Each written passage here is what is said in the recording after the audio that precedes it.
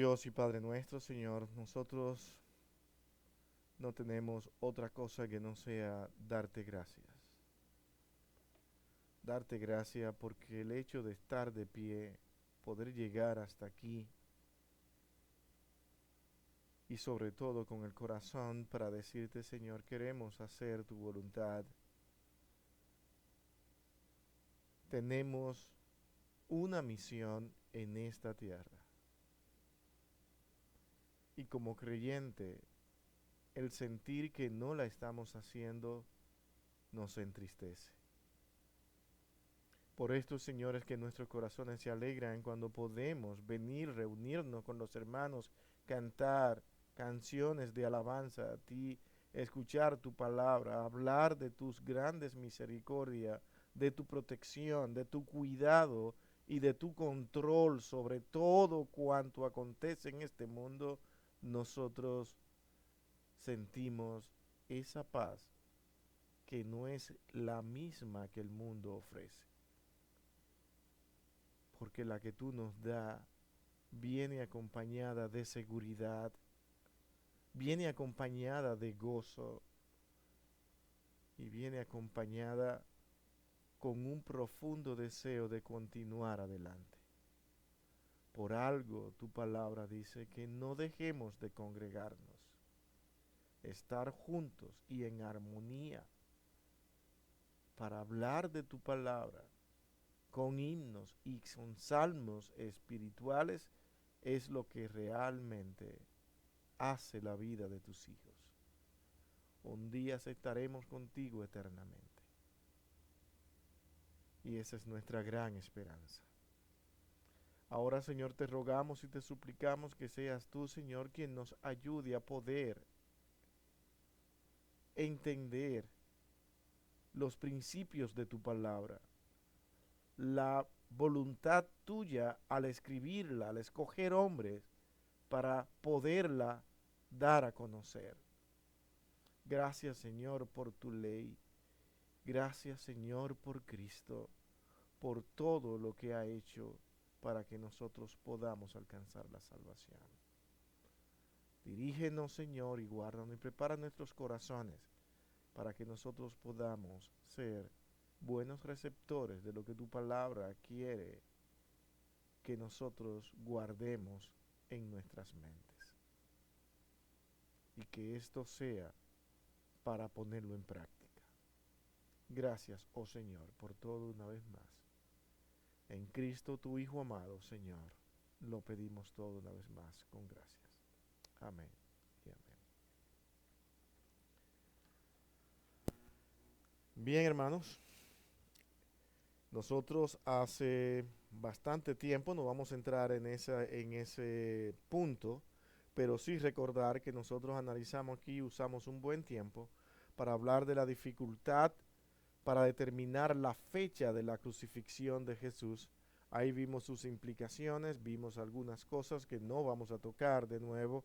Si usted quiere volver y repasar, sería interesante, porque hoy realmente queremos concentrarnos en ese punto G, que es la dificultad con la armonía cronológica de los cuatro evangelios. La dificultad con la armonía cronológica de los cuatro evangelios. Me imagino que si ustedes han leído el libro, ustedes saben de qué estamos tratando. Es responsabilidad nuestra cada vez que venimos aquí, tratar de leer el libro, tratar de entender más o menos de qué vamos a estar hablando y de esta manera eso hace posiblemente la clase también participativa, donde nosotros podamos dar una opinión de lo que encontramos en el párrafo, de lo que hemos podido entender o hacer una pregunta y ver cómo nosotros podemos ampliar a sí mismo lo que nosotros queremos lograr en esta clase. Que nosotros podamos entender que este libro, con todas las cosas que no entendemos, podemos tener la perfecta seguridad de que Dios estuvo envuelto en cada una de estas palabras escritas y que lo que nosotros hoy tenemos como palabra de Dios es real, es una realidad, no es lo que el hombre pueda imaginar o creer. ¿Es realmente posible hacer una cronología? Es una pregunta. ¿Es realmente posible hacer una cronología perfecta de los eventos históricos que relatan la vida de Jesucristo en la tierra según el registro de los evangelios? No se puede. Entonces eso es lo que vamos a ver hoy. ¿Por qué? ¿Qué es lo que pasa? Ahora otra pregunta que no está en el libro, la hago yo. ¿Podemos acercarnos nosotros a esa realidad? A poder entender esa cronología y colocarla con lo que tenemos ahora, actualmente, y tratar de colocarla lo más cercana posible. Eso yo creo que sí. Y eso es lo que nosotros debemos procurar cada día, ver exactamente cómo podemos nosotros hacer que esa cronología bíblica sea más cercana. Una de las barreras, como dice el libro, que tenemos en los evangelios es que hay muchos lugares donde los evangelios parecieran contradecirse en algunos detalles. Y aunque el mundo no lo crea, los detalles son muy pequeños e incluso insignificantes ante tanta realidad cronológica. Y la manera en que nosotros los creyentes debemos ir a interpretar estos detalles pequeños históricos, debemos ir no como el mundo va a ellos. ¿Cómo va el mundo el que no tiene a Cristo? Bueno, con el propósito de desmentir la palabra de Dios. Eso va a llevar a la persona que los pequeños detalles le digan ahí está, no hay para qué seguir buscando. Cuando ya tú crees que tienes lo que a ti debe convencerte de que es un error, tú abandonas y ya dejas de estudiar. Pero el Hijo de Dios que va con el corazón, entendiendo que lo que él está leyendo y con todas sus dificultades y con todos los detalles que puedan parecer confuso y con complicaciones, él continúa porque él entiende que aunque yo no pueda verlo todo, es la palabra de Dios lo que estoy realmente leyendo.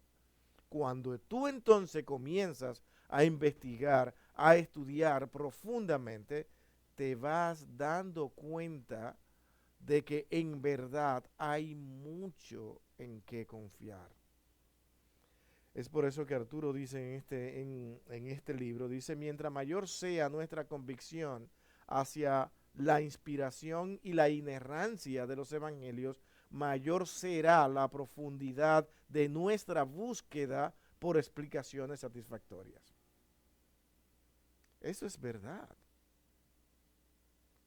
Si no tenemos una convicción, vamos a dejar pasar todo esto, no vamos a investigar, no vamos a estudiar y vamos a terminar, ¿saben cómo? Con muchas dudas en nuestros corazones. Es una realidad que muchos creyentes, incluso en congregaciones que no hacen mucho esfuerzo para que los hermanos se envuelvan en estudios como estos, están sentados ahí, pero tienen un sinnúmero de confusiones, dudas que no deberían tenerla. Pero para opacar todas esas cosas se recurre a las emociones.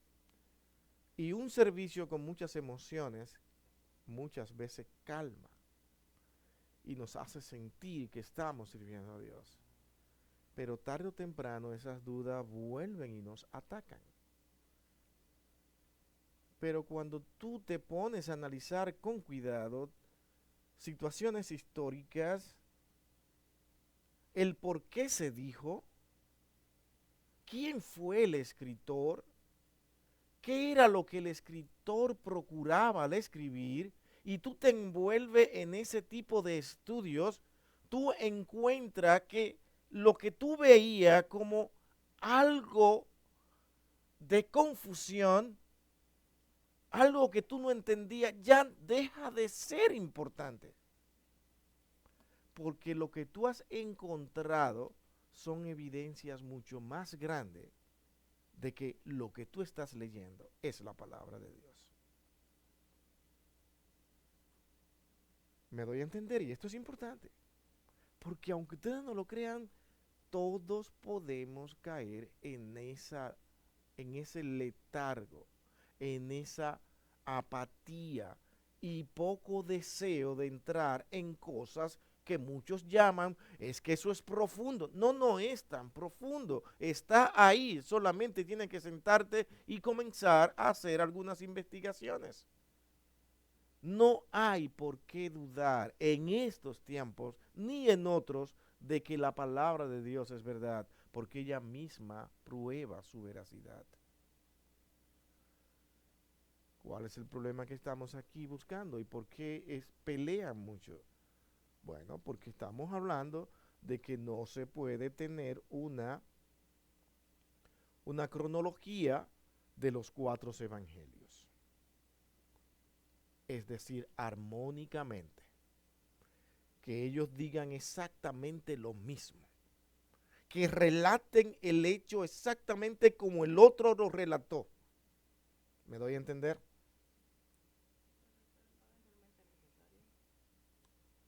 ¿Por qué? Porque cuando cada persona relata algo, cada quien tiene un punto de vista o algo que enfatizar, que a lo mejor lo otro no está bien. A ver, el micrófono. Sí, verdad que se está grabando. Bueno, ya lo dijiste. Lo que Valentina acaba de decir realmente algo que muchas veces ellos sí consideran. Ellos, los que son contrarios, sí consideran que cada quien tiene su punto de vista. Pero ¿por qué él dijo esto que aquel no ha dicho? ¿O por qué lo dijo de una manera tan distinta a como el otro lo expresó? ¿Cuál es nuestra tarea ahora? Ver si eso que el autor ha dicho de diferentes maneras al otro autor y con otras palabras, en verdad contradice. Y en muchas de las cosas, prácticamente en todas, esto que nosotros llamamos detalles históricos pequeños, te das cuenta de que ninguno se está contradiciendo. ¿Pero por qué? Cada quien va a un punto, como dice Valentina. Cada quien va a un punto específico y lo va a decir en sus propias palabras.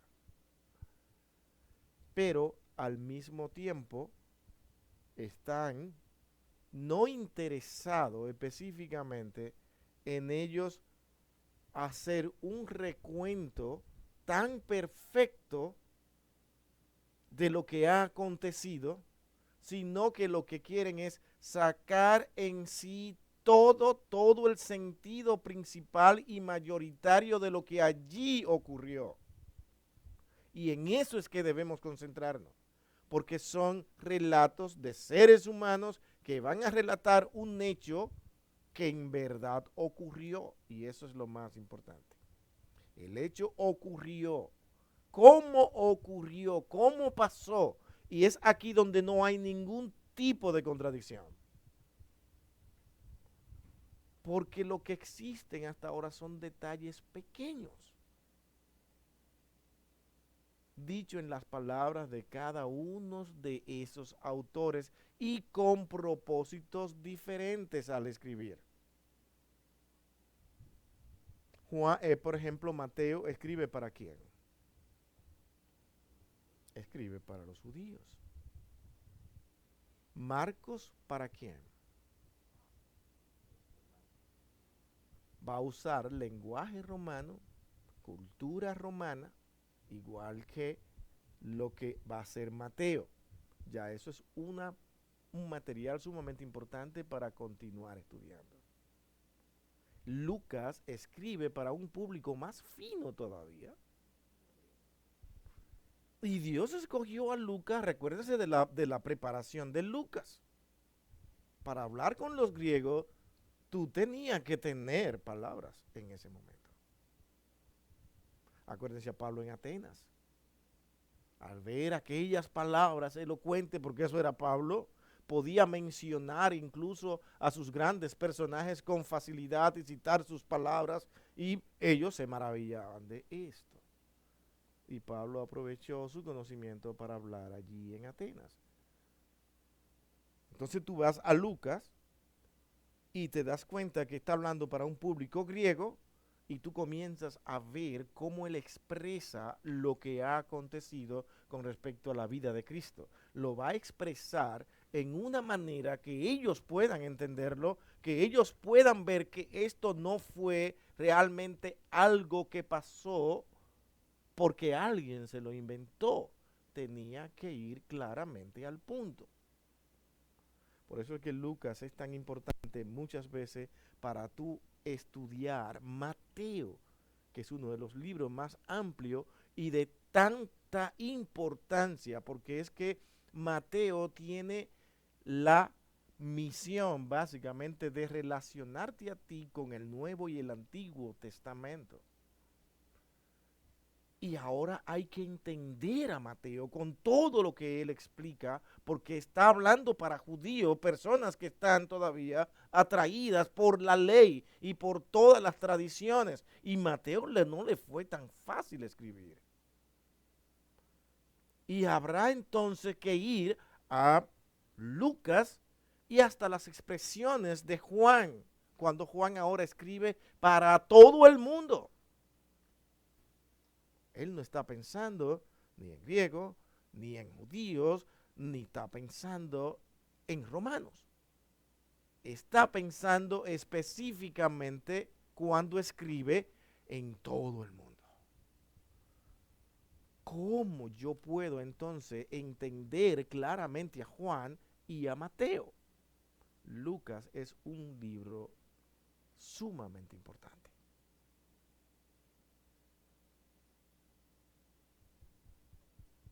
Así vemos más detalles de lo que da Mateo y de lo que da Juan. Le estoy diciendo esto porque muchos teólogos hacen lo mismo para estudiar Mateo.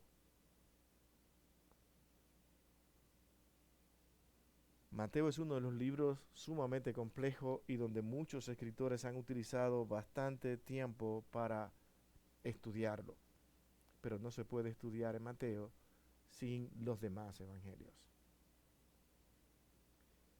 Y es ahí donde podemos nosotros encontrar, aclarar lo que parecen detalles pequeños, comenzar a organizarlo y verlo como algo sumamente sencillo. Que no hay necesidad de preocuparnos por detalles tan pequeños cuando hay cosas tan verídicas y tan grandes expresadas en los mismos 4 evangelios.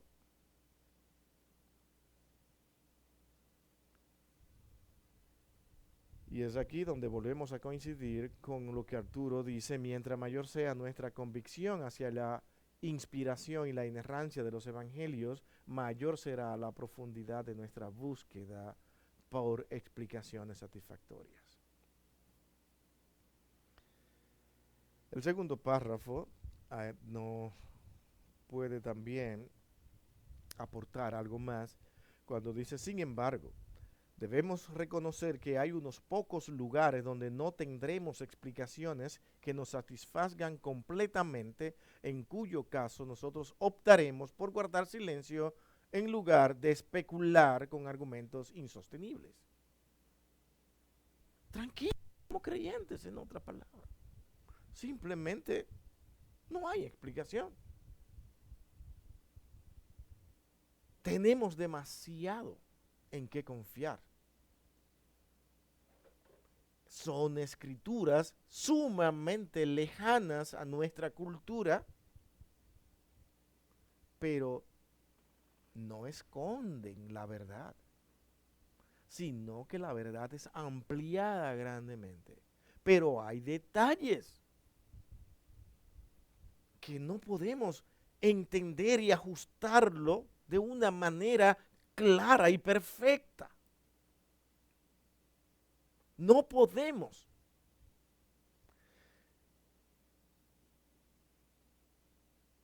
Dice Arturo, pero estas mínimas dificultades no alteran en lo absoluto el testimonio histórico, veraz, de lo que los autores testificaron, que es lo que estamos diciendo.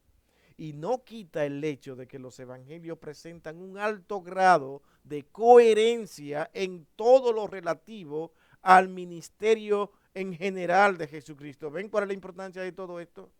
¿Ustedes creen que una persona no creyente va a ponerse a creer esto? No, porque él no quiere. Su interés y el suyo son diferentes. El interés del inconverso es desacreditar la escritura. El interés del creyente es ver la verdad en las escrituras.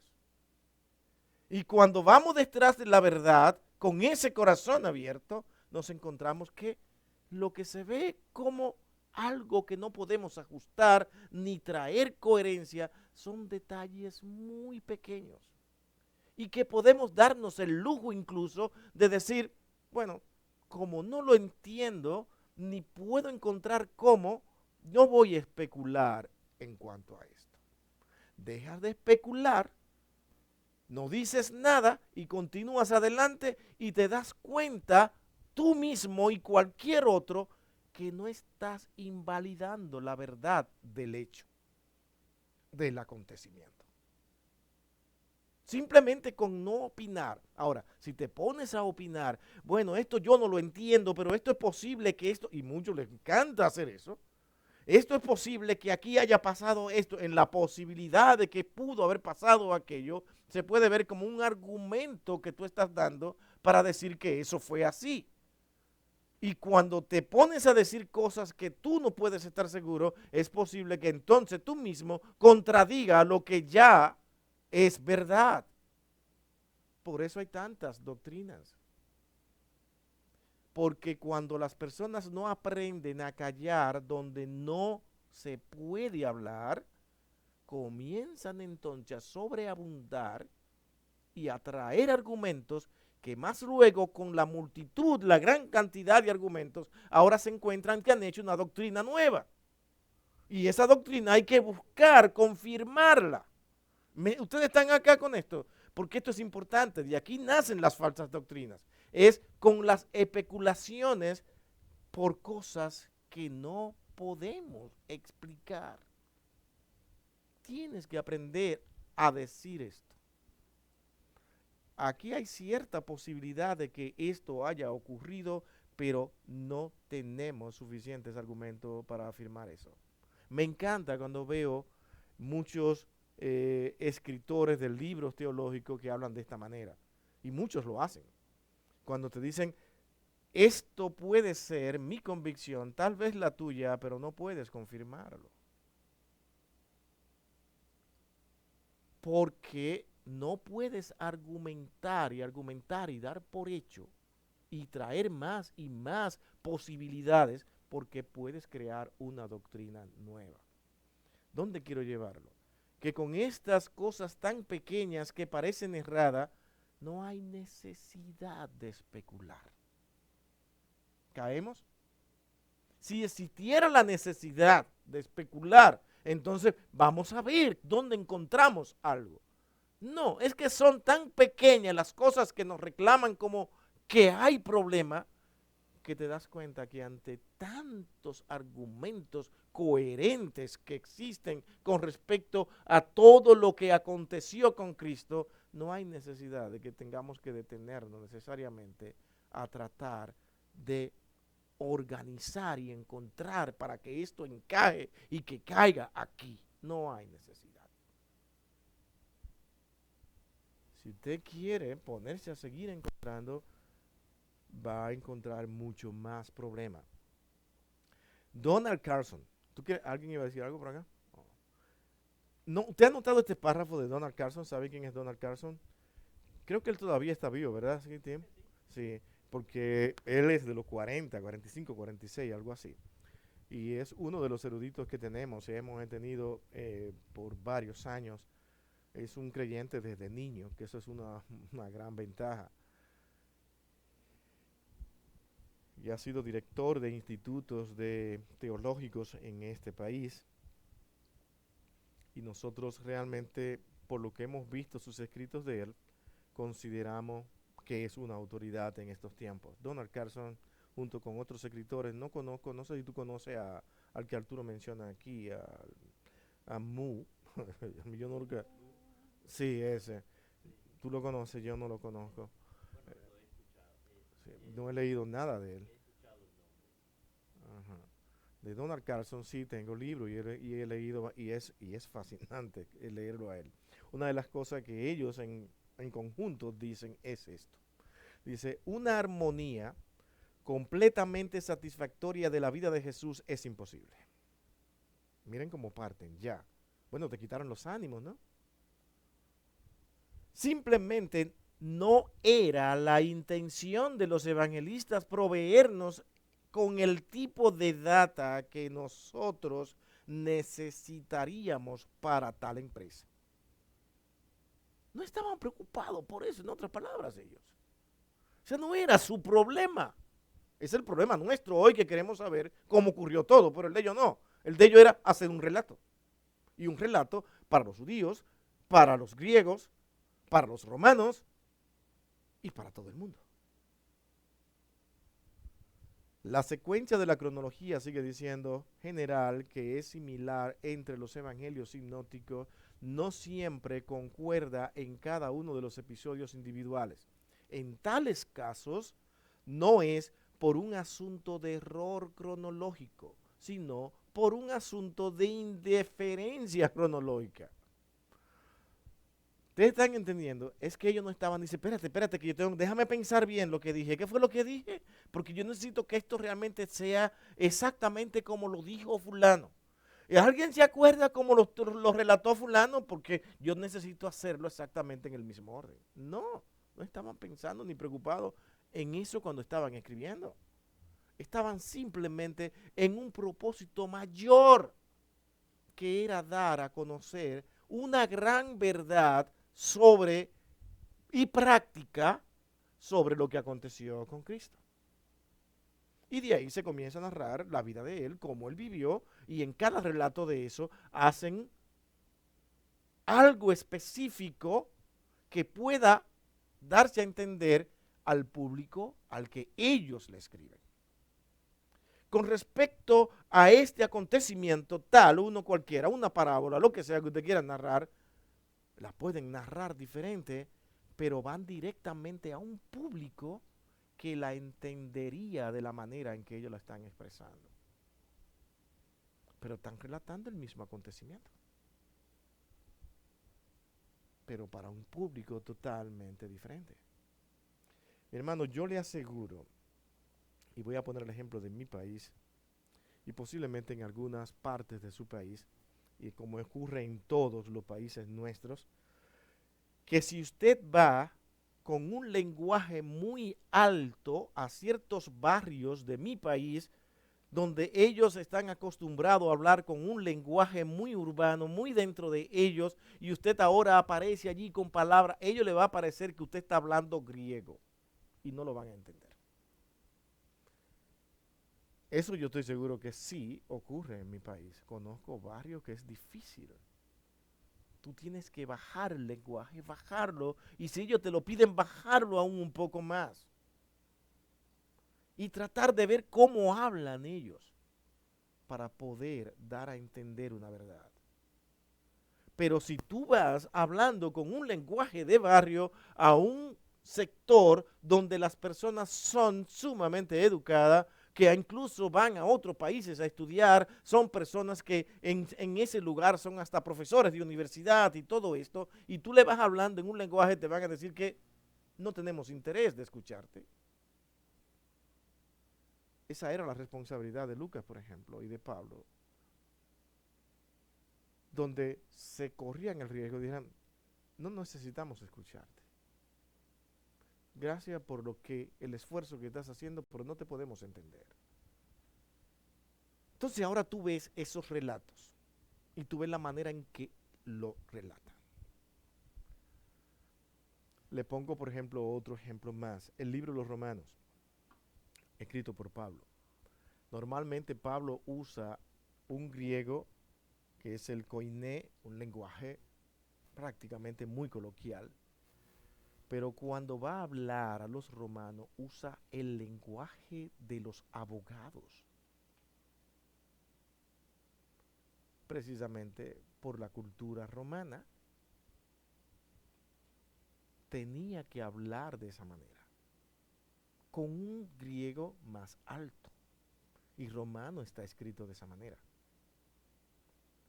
Va a probar lo que es la situación del hombre, su pecaminosidad, y lo va a hacer como si existiera un juez mirándolo ahí. Así había que hablar.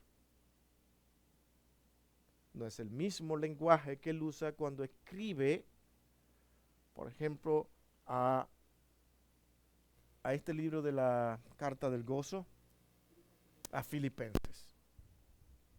Es otro lenguaje, lenguaje coloquial del pueblo. Y Pablo sabía cómo manejar eso. Entonces tú sientes que está hablando diferente a los romanos y diferente allí a los filipenses. Y tú comienzas a estudiar eso. Son los detalles que hay que tener en cuenta, que a nosotros hoy nos cuesta dificultad entender eso, pero no a los que estaban cercanos a la época. Porque ya entendían el por qué Pablo había utilizado un lenguaje más alto en tal lugar y un lenguaje más bajo en tal lugar. Pero a nosotros nos toca averiguarlo. Y más con una cultura tan lejana.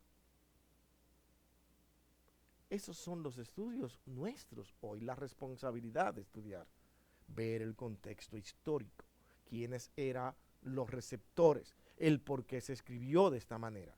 Entonces, cuando podemos ver esas cosas, podemos ir entendiendo lo que está diciendo Donald Carson aquí. No es por un asunto de error cronológico, no, ese no es el problema, sino por un asunto de indiferencia cronológica. No estoy interesado en un asunto cronológico, sino en la verdad misma de lo que aconteció, y lo voy a decir de tal manera que ustedes puedan entenderlo. Al ello hacerlo de esa manera, ahora piensen, es lógico que encontremos ciertas diferencias, ¿o no? Es lógico y eso lo puede entender cualquiera, pero no el incrédulo, ni la persona que tiene muchas dudas, porque se van a empeñar en decir, no, es aquí, es aquí. Ustedes se han puesto, perdón, ok, sí. Quiero comentar algo.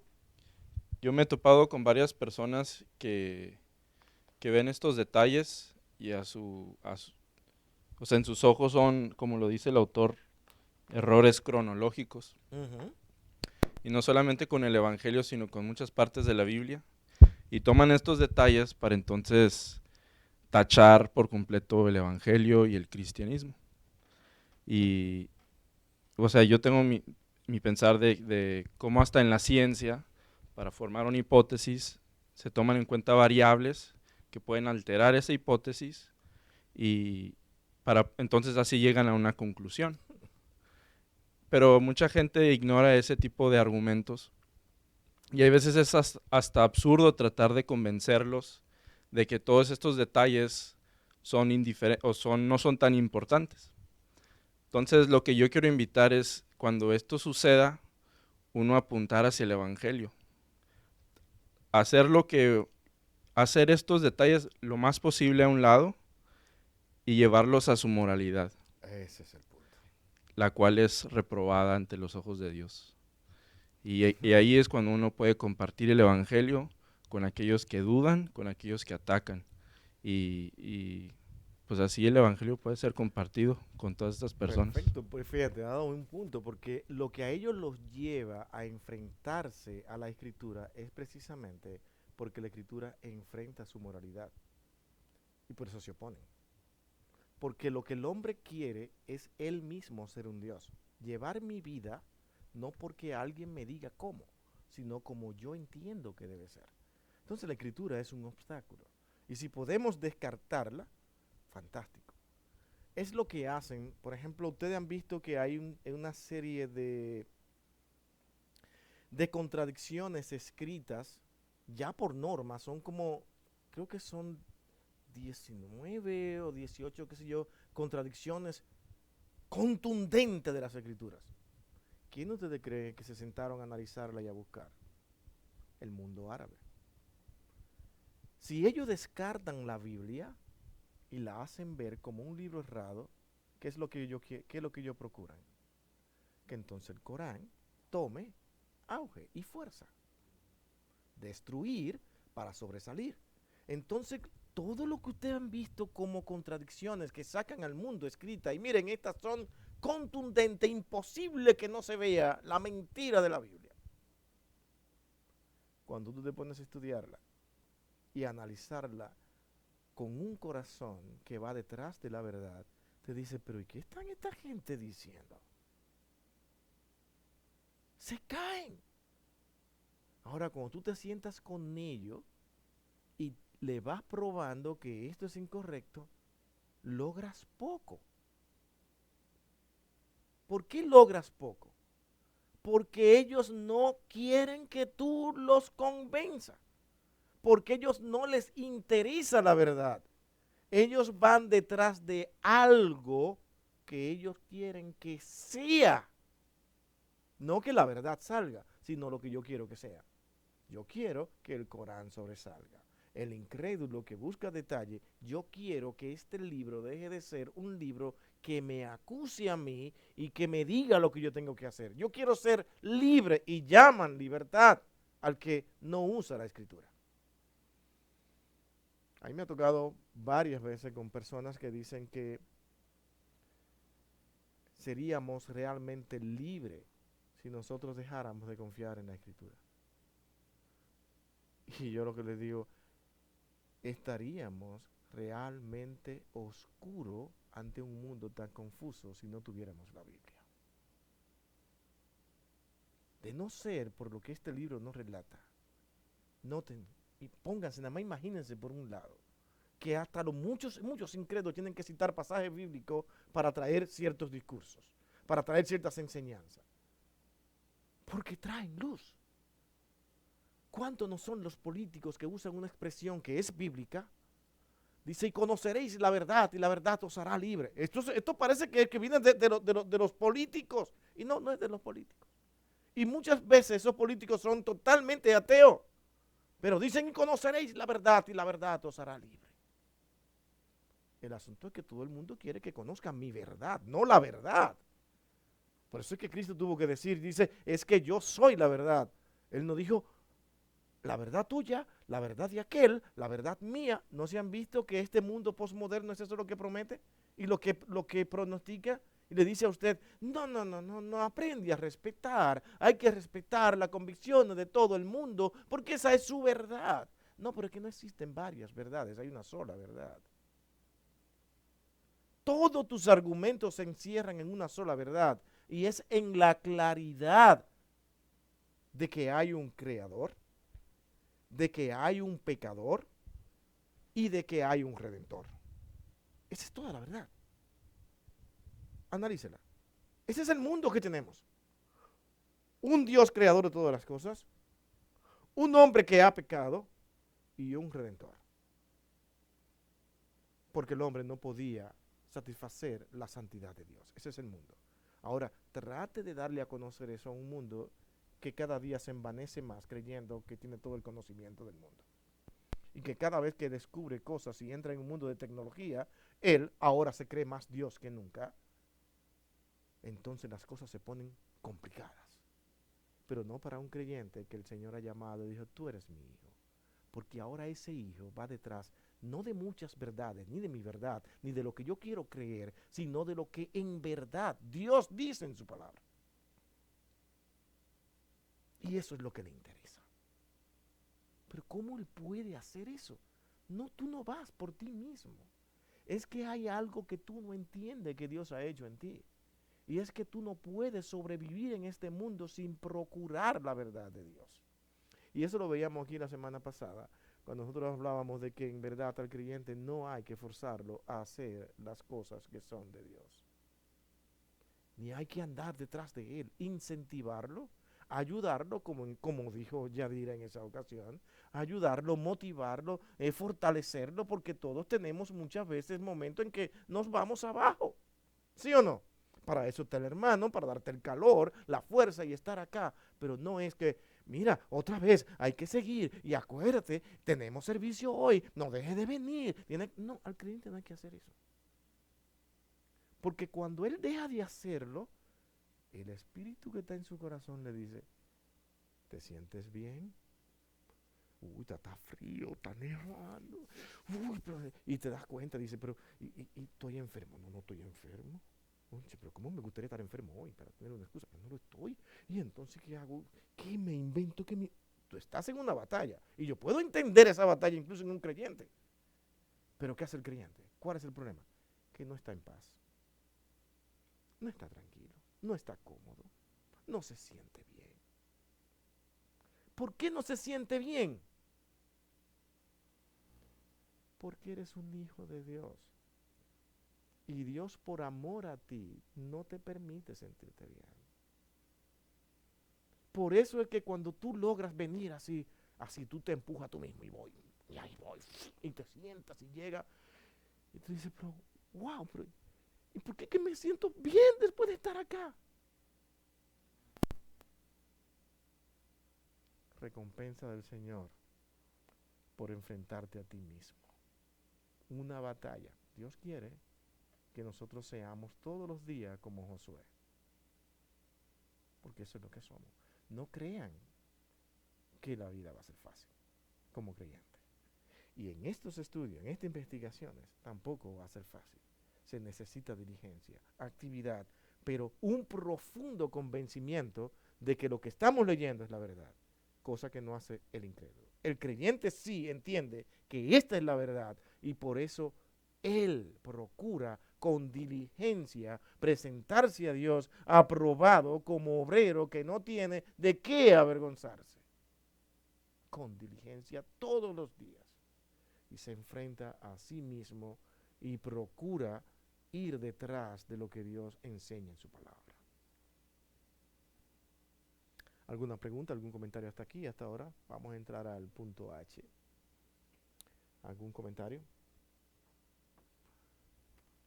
Algo que nos edifique, una aplicación, lo que usted quiera, hasta aquí ahora.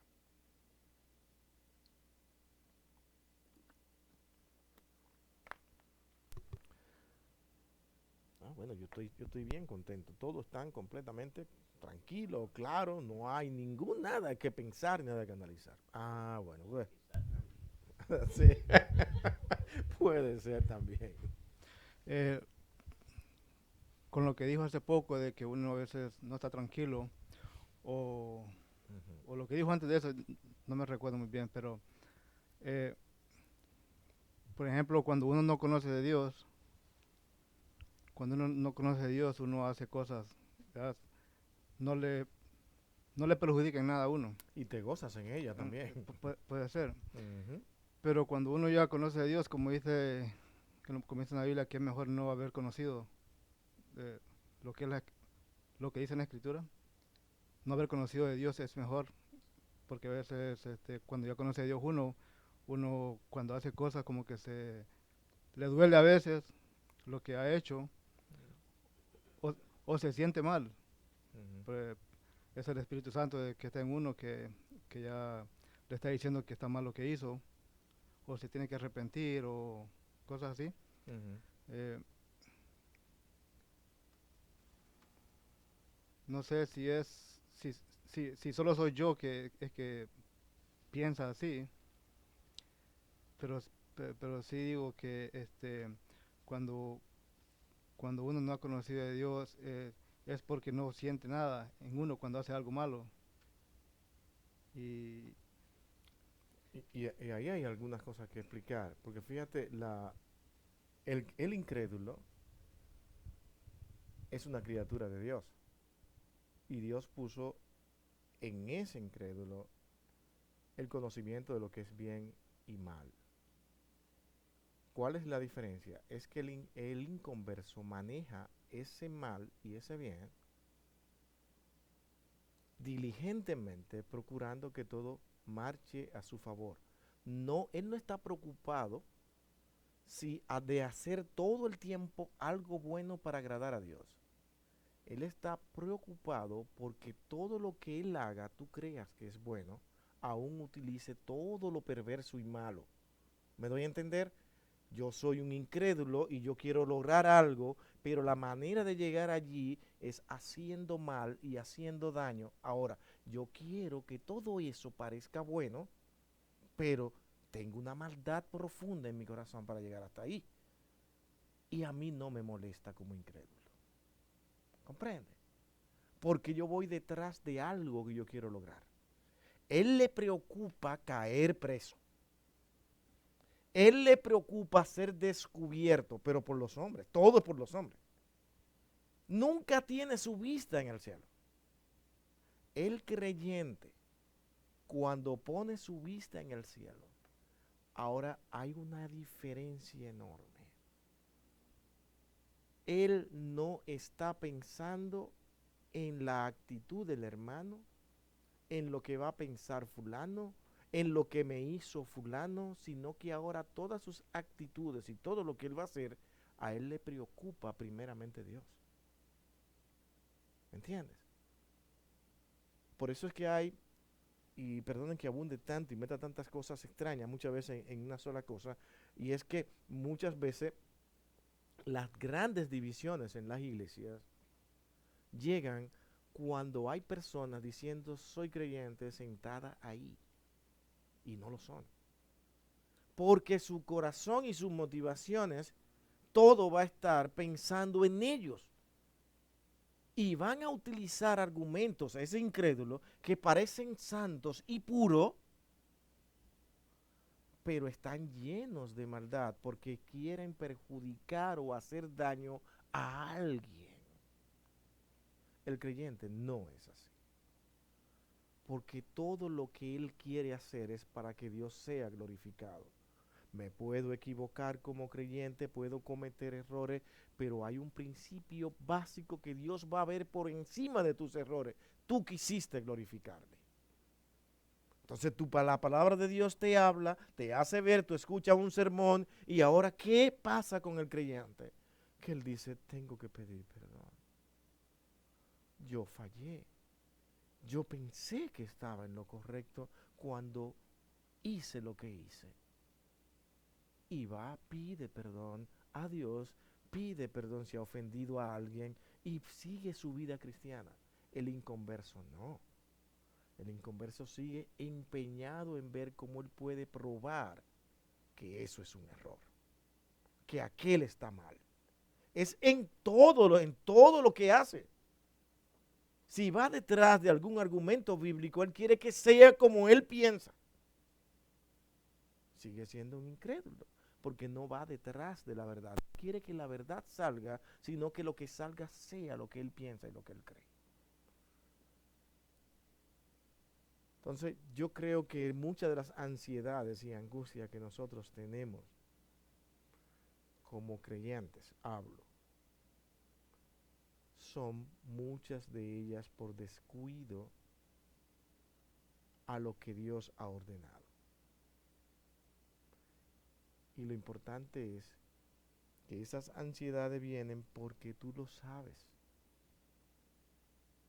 No fue que tú tienes que investigarlo ahora, no, es que Dios mismo te deja saber que estás equivocado.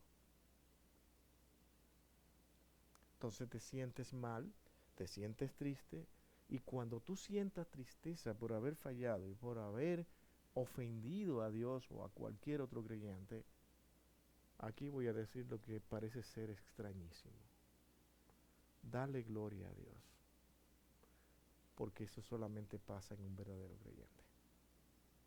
En el incrédulo no. El incrédulo siempre va a justificar sus acciones y va a preocuparse por justificar sus acciones. Y te va a pedir perdón cuando él sabe que lo que más conveniente para él es venir y pedirte perdón. Si él no considera que es conveniente y que no tiene importancia venirte a pedir perdón, él no lo hace. Ustedes no han visto incrédulos que dicen, bueno, pues está bien, pues ya vamos a dejar eso así. Si yo te ofendí, entonces perdóname. Y ya, y vamos a seguir igual. Él quiere estar en paz contigo porque le conviene. Por alguna razón. Pero si tú no le importa, no le interesa, dice, mira, yo corté contigo. Bye, tú por allá y yo por aquí. No le importa. Al creyente sí le importa. Porque él quiere agradar a Dios. Y como quiere también agradar a Dios, es la misma actitud, lo mismo para estudiar la Escritura. Su convicción es tan grande de que está frente a la palabra de Dios, que es la verdad, no muchas verdades, la única verdad. Y cuando él comienza ahora a estudiar, a procurar, a ver, encontrar la verdad, lo más importante, ahora la ve. Puede verla y lo que se considera como confuso, complicado, deja de ser tan importante. ¿No se acuerdan los discípulos cuando le preguntan, Señor, pero cuándo será el día de tu venida? ¿Cuándo tú vendrás? ¿Cuándo será que vamos a estar contigo? Dice, miren, no se preocupen por eso. ¿Se acuerdan de eso? Eso no es lo más importante. Lo importante es que yo vengo. Siempre hay una parte central que es lo más importante de todo. Y ese debe ser el mayor énfasis. Lo demás viene a ser prácticamente necesario, de importancia, pero no lo más importante.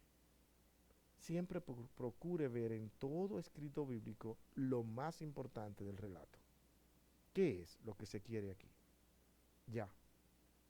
Para mí, en mi vida cristiana, eso ha sido lo más importante al estudiar un verso. Y comienzo a ver detalles, comienzo a ver cosas que realmente se quería aquí. ¿Qué es lo que se quiere lograr con esto? Con todo lo que se está diciendo. No comiences a ver verso por verso que por qué pasó y empezar a... Te vas a perder, te puedes confundir si no va detrás de una verdad general. Cada epístola tiene un propósito específico. Vaya detrás de ese propósito. Y todo lo demás lo analiza. Y comienza a hacerse más sencillo su estudio. Pero si comienza a querer tener deseo de verse intelectual cuando hable, se va a confundir usted y va a confundir a otros. Porque la palabra de Dios no es difícil de entender. Dios no la escribió para que usted se volviera loco y de que usted estuviera confundido ahí con argumentos y argumentos y de encontrar como si fuera un acertijo, algo que ustedes nunca han visto. Ustedes no han visto predicadores que hacen eso. Algo que ustedes nunca han visto. Ahora se lo reveló el Señor y todas esas personas en todos estos siglos nunca lo vieron. Ahora tú eres el privilegiado. No, es que cuando Dios dijo escribe esto, Él lo dijo para que esa generación lo entendiera claramente. Todo de una vez. Si no, vayan ahí al libro de Apocalipsis y vean todo lo que han hecho. El libro de Apocalipsis para muchos creyentes es un libro, es un escrito más de Nostradamus, donde se pueden encontrar muchísimos relatos y cosas, acontecimientos que van a pasar. Algunos vieron hasta la torre de aquí de Nueva York en el libro de... Yo no entiendo, ¿dónde lo vieron? ¿Dónde está la torre aquí en este libro? Pero ahí lo ven todo. Pero cuando Juan aparece con estas palabras y las escribe y le dice, ¿qué es lo que él dice? Sencillito, fácil de entender. Señores, esto fue lo que yo vi. Hermano, Juan explica. Juan da algún tipo de explicación. Él nada más relata lo que él vio. Y lo dice, esto es para la iglesia. Así vivirá la iglesia. ¿Cuál es la verdad central de todo esto? Que la iglesia va a pasar por situaciones difíciles mientras esté viviendo en esta tierra. Pero no se preocupen, Cristo está sentado en el monte de Sión para cuidar y proteger su iglesia y al final la iglesia sale vencedora. Eso es el libro de Apocalipsis. Ahora comienza a estudiar después de eso. ¿Ves que no es difícil? Ahora comienza a estudiar. No comiences a ver que aquí, que el milenio, que aquello, que qué pasó y comenzar a argumentar. Dice, pero eso fue lo que Juan vio simplemente. El problema, no, porque usó milenio. Espérate, pero que era un lenguaje normal de ellos de hablar de una cantidad de años indefinidos. Porque para Dios 1000 años es como un día. ¿Qué está hablando? No importan los años que sean, miles y miles de años, para Dios es lo mismo. Dios no tiene tiempo, es lo que está diciendo. Pero utiliza una expresión que ellos estaban acostumbrados a hablar para mucho, para una gran cantidad. Sin que sea algo literal. Pero no, ahora hay que ver qué dice esto. Y comenzamos a hacer cosas, y esas son las guerras que tenemos hoy en día, de si somos milenialistas o milenialistas. Y al final, todo se reduce a lo que el Señor dijo. ¿Para qué ustedes se ponen a volverse locos, a romperse la cabeza? Porque lo más importante es que yo vengo. Y el día de mi venida ustedes no la sabrán, nadie la sabrá, vendré como ladrón en la noche. Eso sí está claro, ¿verdad que sí? Eso es la verdad central. Eso es lo más importante. Lo demás viene a ser cosas que yo pienso que pueden ser. Y en ese yo pienso que pueden ser, es como dijimos hace un momento, en el que yo puedo traer un sinnúmero de argumentos que ahora me doy cuenta cuando veo todo lo que tengo en mis manos, que yo tengo una doctrina totalmente diferente. Ya hice una doctrina sin darme cuenta. ¿Y ahora qué hago yo con esto? Porque hasta he escrito libros y muchos me han aprobado. Pero Dios mío, esto es otra doctrina que yo tengo que... No sé qué hacer. Mi hermano, son muchos de los que han hecho doctrinas de esta manera, ellos mismos se han dado cuenta que al final no saben qué van a hacer. Es como, y perdonen que diga esto, lo que son dispensacionalistas. El dispensacionalista hace una secuencia de secciones en la historia, partidas, donde Dios hace un pacto y luego hace otro porque el hombre falló, y así hace el otro y el otro falló, pero todo es llevando a los judíos a ser un pueblo totalmente diferente a las demás naciones. Y eso tenía que continuar así. Cuando los judíos ahora son dispersos, con Tito en el 70, ellos no saben qué hacer con ese relato. Y tienen, como el pueblo judío tiene que volver a ser reunido y llevado a su nación nuevamente, ahora no se supo qué hacer con eso. Y esa salvación, donde ahora estamos viviendo el período de la iglesia, y la iglesia es un evangelio para personas que deben ser entendidas de manera diferente, el mismo evangelio, pero de una manera diferente al de los judíos.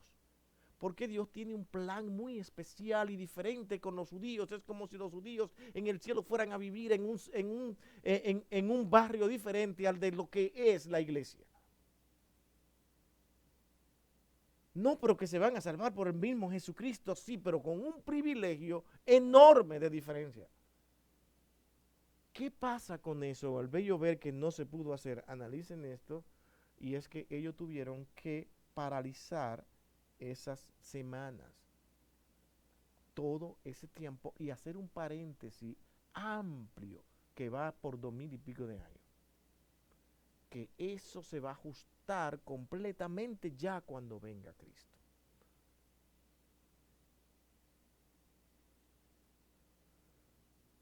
Y nos complican la vida sin necesidad.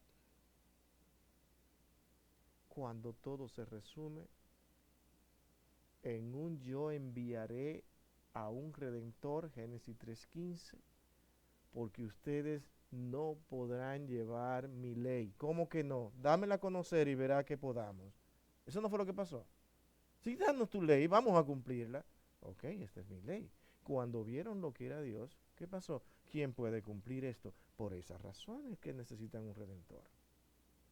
Ese redentor va a permanecer con una promesa que ya él hizo y no juró con los hombres, sino consigo mismo, para que se cumpla la promesa completamente. Todo depende enteramente de Dios hasta el final.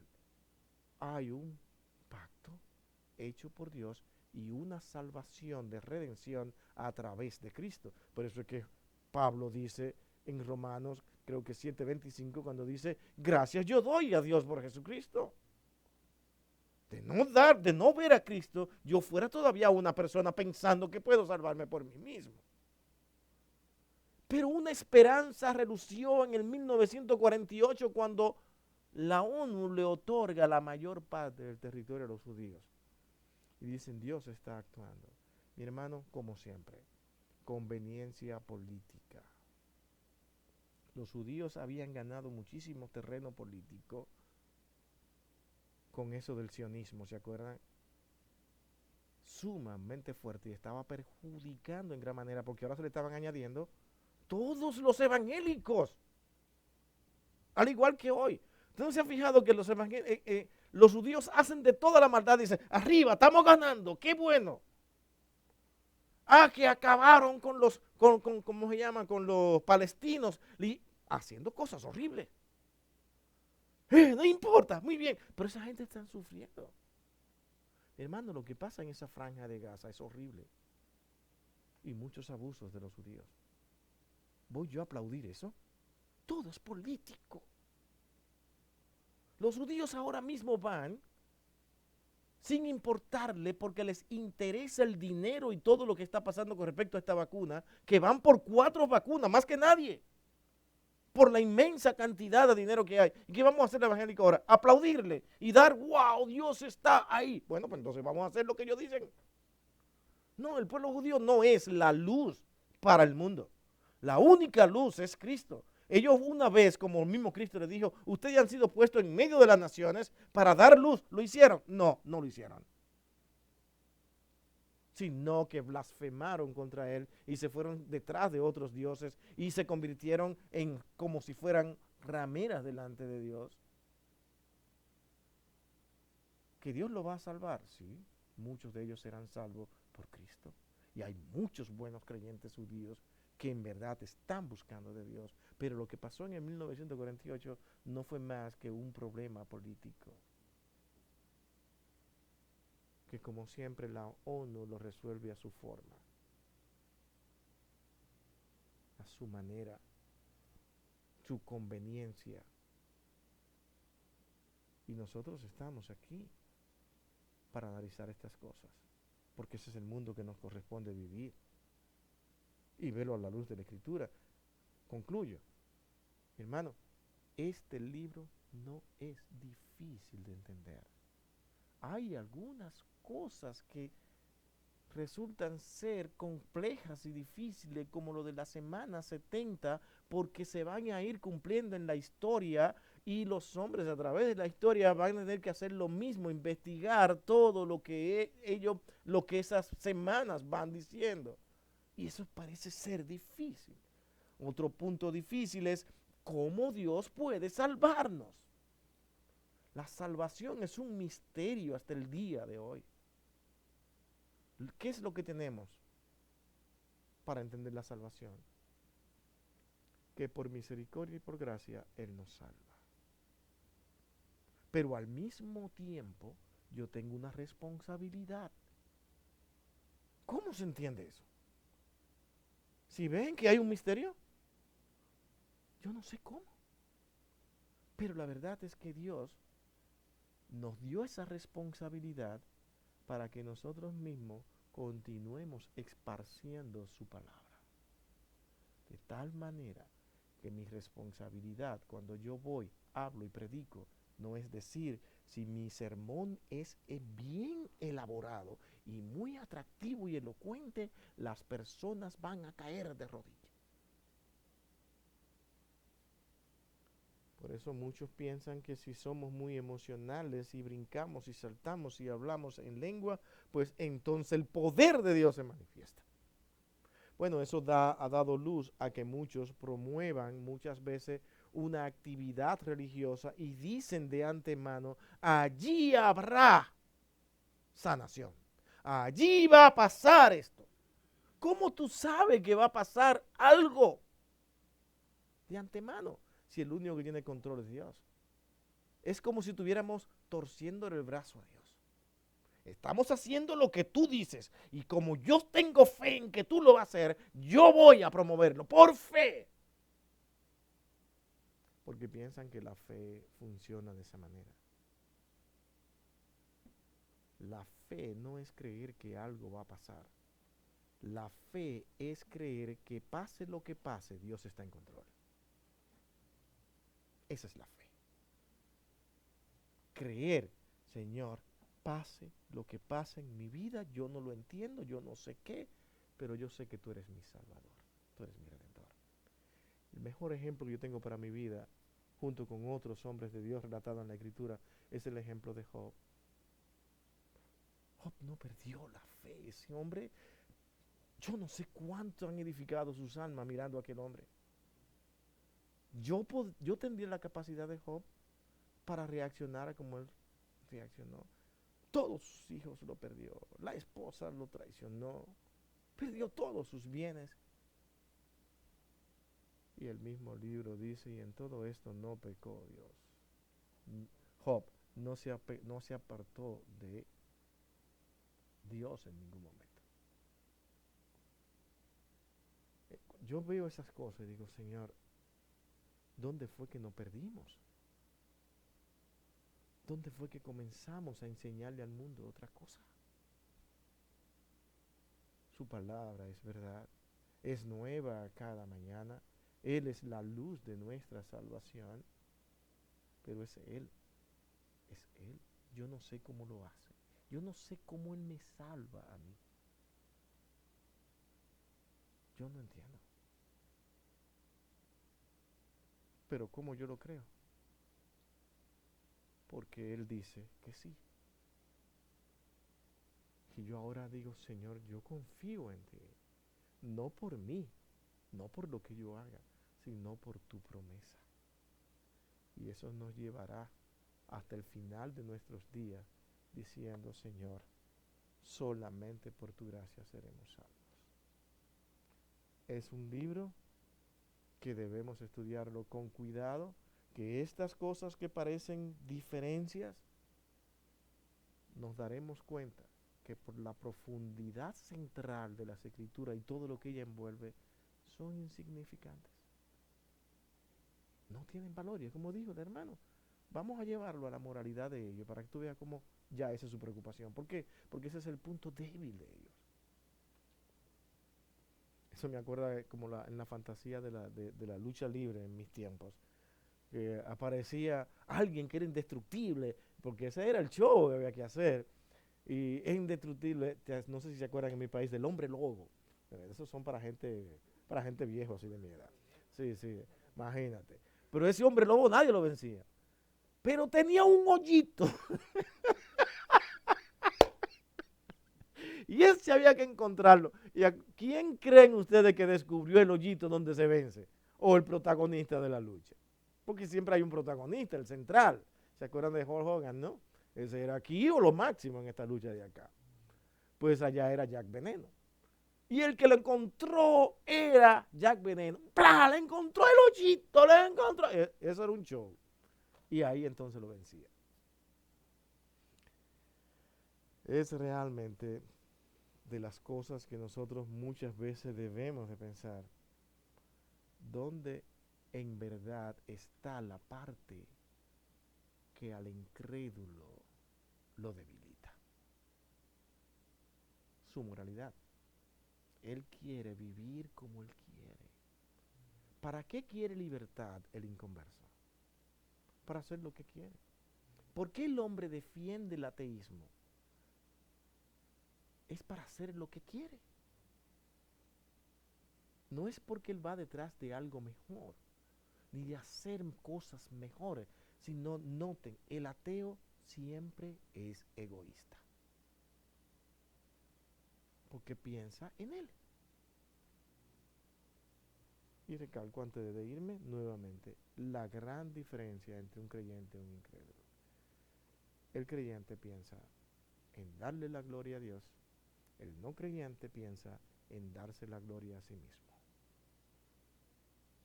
Y puede ser que muchas veces nosotros en nuestra humanidad caigamos ahí, queremos cierta gloria para nosotros,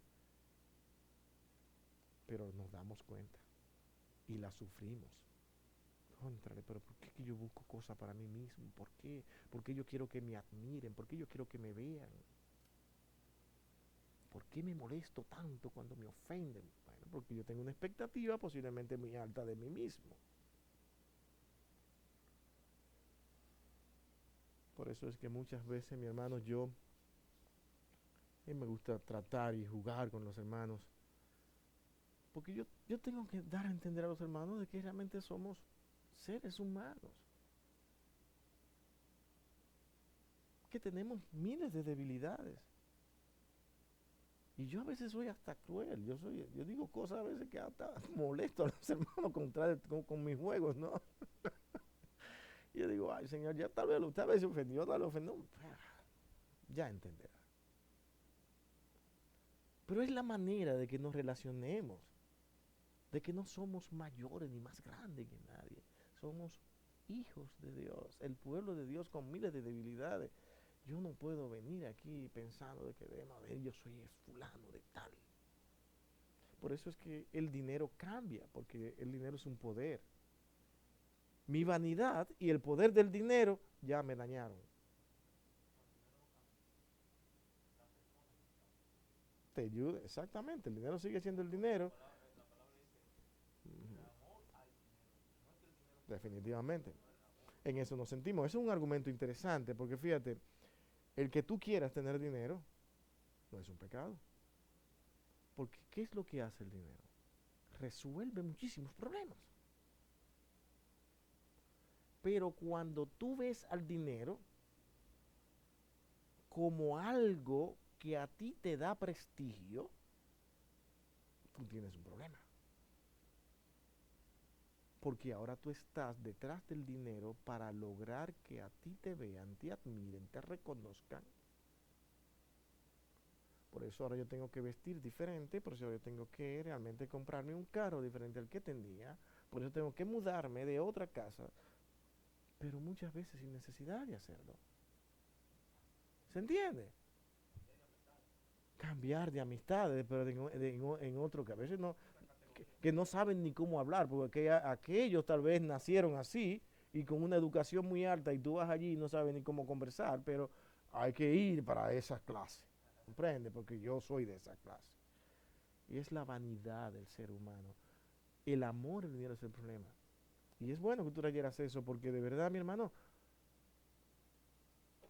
procuren tenerlo, pero Dios no me da nada a mí para que yo lo disfrute solo, sino para que lo administre. ¿No se ha fijado que la Biblia habla de administración y de ser buenos administradores? ¿Y administrar qué? ¿Administrar qué cosa? Lo que Dios te permite tener, eso es todo, administrarlo. ¿Cómo lo vas a administrar? Todo para mí, todo para mí. Oh, sí, interesante. Hay muchas cosas que hacer con lo que Dios te da. Ser buenos administradores, amar, querer tenerlo, fantástico, porque de que resuelven un mundo es tremendo. Es como alguien dice, el dinero no es la felicidad, pero cómo calma los nervios.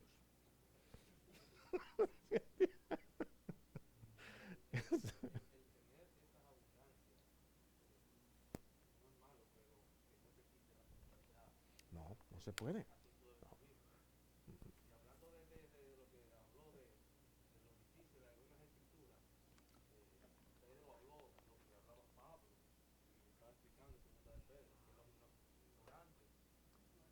Tuercen. Ujú.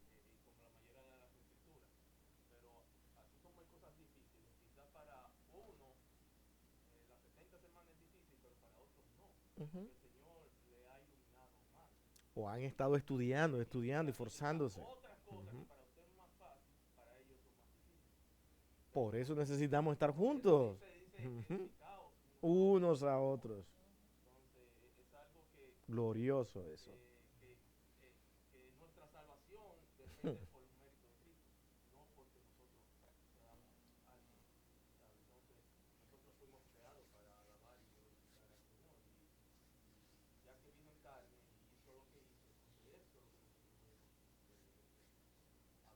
Ujú, ujú.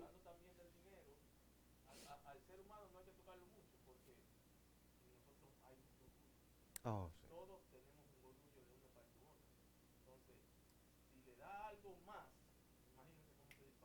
Ujú.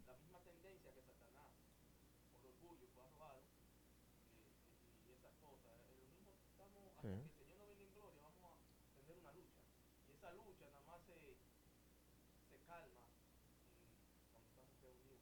Exacto. Sí, ahí teníamos un tema largo para hablar con respecto a lo que es el dinero y la actitud del creyente con respecto a eso. Y de verdad que muchas veces Dios no le da dinero a algunas personas. Es por amor a ellos. Porque hay cosas todavía en las que trabajar con esa persona. Porque, vuelvo y repito, el dinero, nos guste o no verlo, tiene poder. Nos hace sentir poderosos. Eso es una realidad. No, usted dirá, pero ¿qué me voy a sentir poderoso si apenas puedo pagar la casa o lo que sea? Si tú te manejas de esa manera y estás pagando tu casa por mucho tiempo, hasta pudiste comprar tu casa y todo eso, perfecto, tú todavía sigues siendo bien. Pero haces algún negocio y comienzas ahora a hablar no de miles, sino de millones, óyeme, ¿cuál va a ser tu actitud ahora? Yo te quiero ver, yo te quiero ver. Cuando tú veas que muchos van ante ti casi así con la carita, buscando ayuda, y entonces mirando, ¿y qué tú te sientes? Oye, pero es de mí que vino, es donde mí, ¿entiendes? Es donde mí. Ahí está el problema. Ay, no, es complicado, es complicado.